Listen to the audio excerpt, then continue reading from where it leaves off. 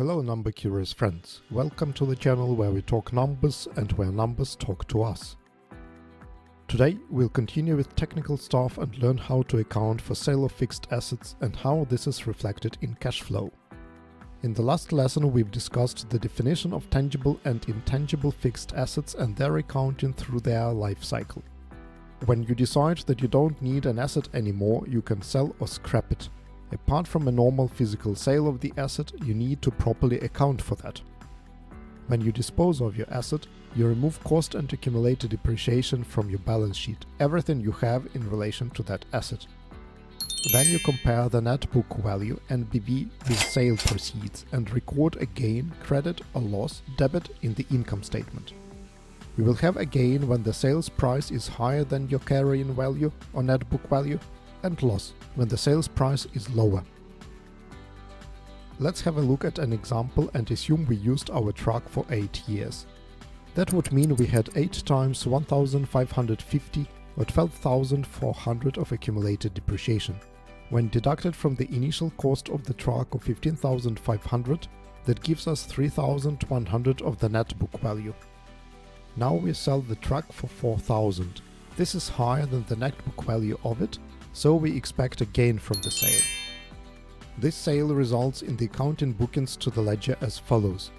Cash debit 4,000, which we received from the sale, accumulated depreciation debit 12,400, now debit to completely remove it from the balance sheet, opposite to the credit bookings which we recorded when we accumulated it, and initial truck cost credit 15,500, to remove it completely from the balance sheet. This results in a gain of $900, which will then be a credit booking to our income statement. Usually, the result of the sale of fixed assets is shown on a net basis in the P&L. In T accounts world, it will look like this. Cash, debit 4,000. Income from sale of fixed assets, credit 4,000. Truck, credit 15,500. Accumulated depreciation, debit 12,400. Cost of sold fixed assets would be our net book value. Debit 3,100. Again, all debits and credits add up.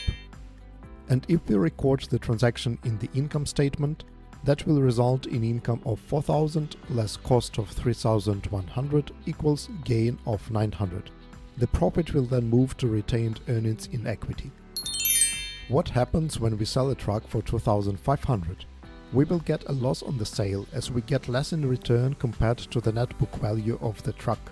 The accounting bookings to the ledger will be cash debit 2,500, accumulated depreciation 12,400, truck cost credit 15,500.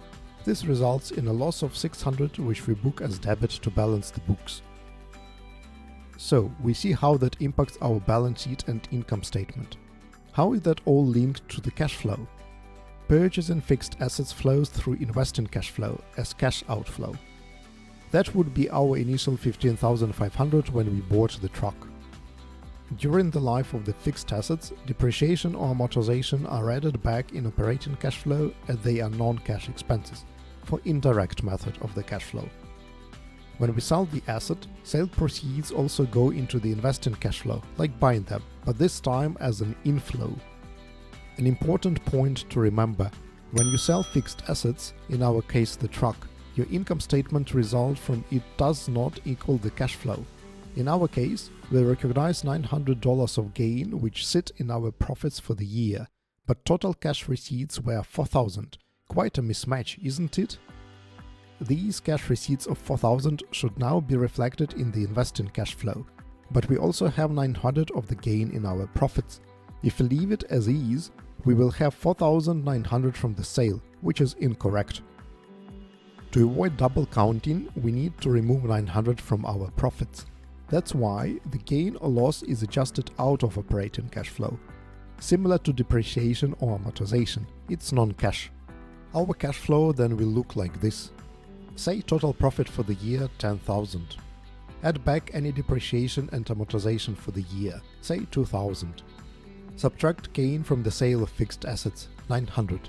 If we had losses from the example earlier, we would add back 600. Operating cash flow is 11,100. Then we have investing cash flow, which is now 4,000 from the sale of our truck. Total cash flow is 15,100. So you see, we generated a lot more cash than profits because of the sale of the truck this year.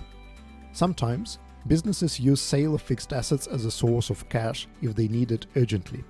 In some cases, sold assets are leased back, which is a so-called sale-and-lease back transaction. The result of it? You receive a cash injection during the sale, but then you need to pay for the lease every year, kind of a loan, a way to finance the business. You, of course, can arrange to buy the asset back when your cash position improves in the future. Now, based on the two lessons, we can briefly touch upon the common beginners' mistakes in the accounting for fixed assets. First one, expensing a big asset purchase in year one. This results in profits being too low now and too high later.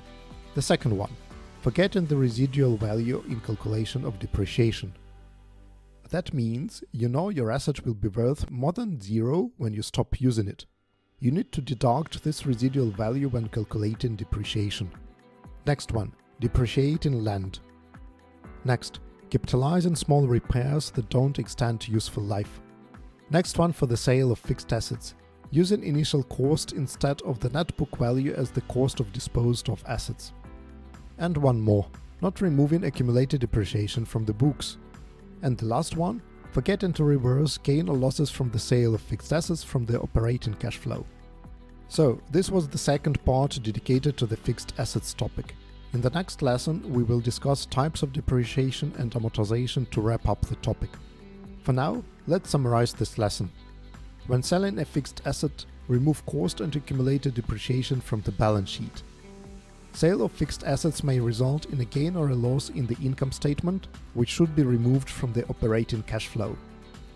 Proceeds from the sale of fixed assets go to the investing cash flow. Sale of fixed assets can be used as source of funding for the business, for example, via sale and leaseback transactions. Thank you for watching, and if you enjoyed these, hit like, subscribe and ring the bell so you never miss a lesson. See you soon and keep those debits equal to your credits.